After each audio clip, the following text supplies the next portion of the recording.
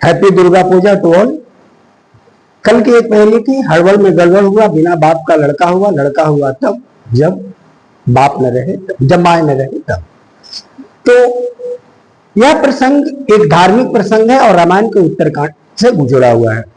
आप सभी जानते हैं कि सीता अयोध्या से निर्वासित होने के बाद वाल्मीकि मुनि के आश्रम में आश्रय लेती है और वहां लब का जन्म होता है। एक दिन सीता लब को वाल्मीकि मुनि के पास छोड़कर बगल के तालाब में बस साफ करने या स्नान इत्यादि करने चली जाती है। वहां पर देखती है कि एक बंदर और उसकी पत्नी अपने बच्चों को इस डाल से उस डाल पर फेंक रही है। सीता का हृदय एक मां का हृदय था, उसका हृदय में दया आ जाती है और बोलती है, कह रहे मूर्ख, बच्चे के साथ इस तरह का खिलवाड़ कर रहे हो, ये कहीं गिर जाएगा तो मर जाएगा।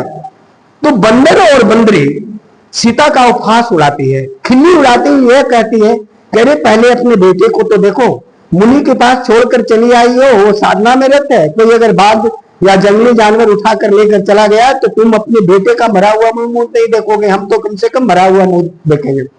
सीता तो यह बात लग जाती है और आ जाती है और वाल्मीकि मुनि उस समय ध्यानमग्न थे, लब को उठाकर चली आती है। वाल्मीकि मुनि की जब ध्यान टूटती है तो देखते हैं कि लब नहीं है और वो घबरा जाते हैं। उन्होंने तपोबल से या अपने योग साधना के बल से एक कुश से कुश की उत्पत्ति कर देते हैं। तो बस यही है कि यहां हड़बड़ में गड़बड़ हुआ कि सीता लब को लेकर चली गई।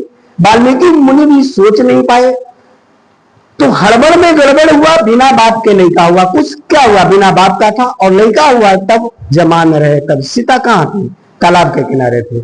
बस हैप्पी दुर्गा पूजा, जय।